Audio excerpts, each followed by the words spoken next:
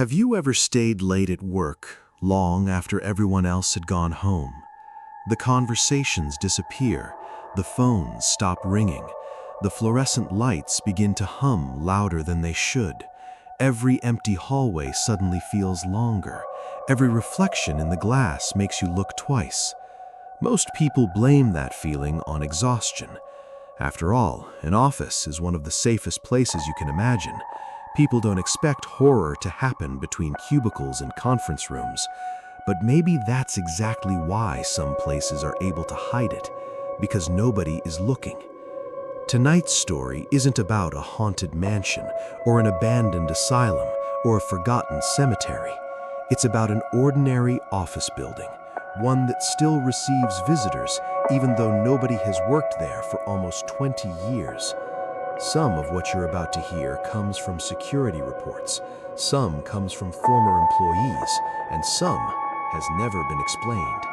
If even half of it is true, you may never look at an empty office building the same way again. In the center of an aging business district stood a 23-story office tower known as Blackwood Plaza. During the late 1990s, it was considered one of the most successful corporate buildings in the city. Thousands of people walked through its revolving doors every weekday morning. Law firms, insurance companies, financial advisors, accountants, software developers. Every floor buzzed with conversations, ringing telephones, and the endless clicking of keyboards. If you had visited then, nothing about it would have seemed unusual. Employees joked around the coffee machines, managers rushed from one meeting to another. Cleaning crews worked quietly after sunset. It was simply another office building, ordinary, forgettable, safe. Then, everything changed. Not with an explosion, not with a fire, not even with a bankruptcy. The company simply announced that operations would cease immediately. Employees were instructed to collect their belongings, return their ID cards, and leave before sunset. Reporting live from Blackwood Plaza, the corporate realignment is proceeding with unprecedented efficiency. All personnel transfers are being executed smoothly. No explanation, no farewell party, no press conference. Within 48 hours, the entire building was empty. The parking lot became silent, the lobby lights went dark, the revolving doors stopped spinning forever. Officially, the company blamed corporate restructuring. Unofficially, people began whispering about something much stranger. The first rumors came from the security guards. Night shift workers are often ignored. They spend hours alone. They hear strange sounds. People assume they're simply bored, but these guards all reported the same thing. Every night, at exactly 9:17, one elevator would leave the lobby without anyone calling it. It traveled directly to the 18th floor. The doors opened, waited exactly 30 seconds, then closed again. No one ever stepped inside.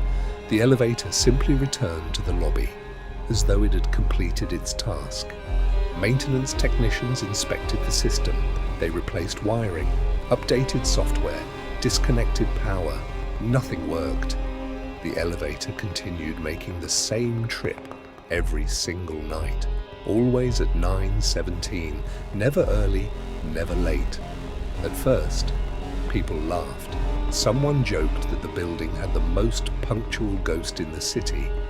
Others blamed electrical faults, but then the cameras started recording something no one expected. The lobby security camera showed the elevator doors opening, empty, as always, but one frame, just one, captured what appeared to be a man walking out. He wore a dark business suit, held a leather briefcase, and walked directly toward the reception desk. Then he vanished, not faded, not hidden by poor lighting, gone. Between two frames of video, the footage was examined repeatedly. No editing, no corruption, nothing that explained what happened. The recording disappeared from the archive 3 days later. No one admitted deleting it. Where did he go? The camera shows nothing. I checked the timestamps twice. He disappeared right there. This is exactly what happened last month.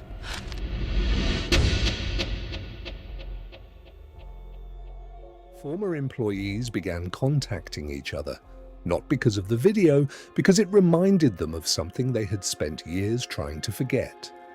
A man named Richard Hale, an accountant, quiet, polite, always the first person to arrive every morning, always carrying the same leather briefcase.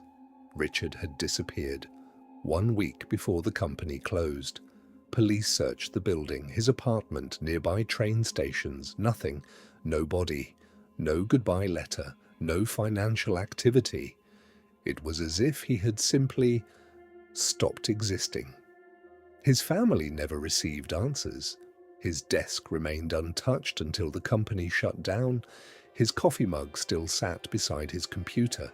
His jacket still hung on the back of his chair. Even his unfinished paperwork remained exactly where he had left it. No one dared move any of it, because every employee claimed the same thing. Every morning. The papers on Richard's desk looked different. Someone was still working on them. At first, management blamed the cleaning crew. Then they blamed co-workers. Eventually, they installed cameras inside the accounting department. The footage showed absolutely nothing. No people, no movement. Yet every morning, numbers had been added, documents rearranged, corrections appeared in Richard's handwriting. Handwriting experts later confirmed something impossible. The writing matched every sample they had from Richard perfectly. One employee couldn't stop thinking about it. Her name was Emily Carter. She had worked beside Richard for almost 6 years. She insisted he wasn't the type of person to disappear. The night before, he vanished. He stayed unusually late. Around 10 p.m., Emily returned to collect her forgotten phone. She expected the office to be empty. Instead, she heard someone typing. Not fast, not slow. Steady, like someone entering numbers into a spreadsheet. She followed the sound toward Richard's cubicle. His computer monitor was glowing, the office lights were off, only the pale blue screen illuminated the room. Richard sat perfectly still, facing the monitor. She smiled. "You scared me," she whispered. He didn't answer. She stepped closer. "Richard?" Still nothing. Then, without turning around, he spoke in a calm voice, almost emotionless. "They don't let us leave until the work is finished." Emily frowned. "What work?" Richard slowly stopped typing. The office became silent for several seconds. Neither of them moved. Then, every computer monitor on the entire floor turned on at exactly the same moment, one by one, cubicle after cubicle. Blue light flooded the darkness. Every empty desk suddenly looked occupied. Emily said she heard keyboards typing. Not one keyboard, hundreds, as if every employee had returned. She ran. She never went back after that night. The story had only just begun. Because Richard wasn't the only employee who disappeared, and the deeper investigators dug into Blackwood Plaza, the more they realized the building hadn't been abandoned. It had simply never finished its work.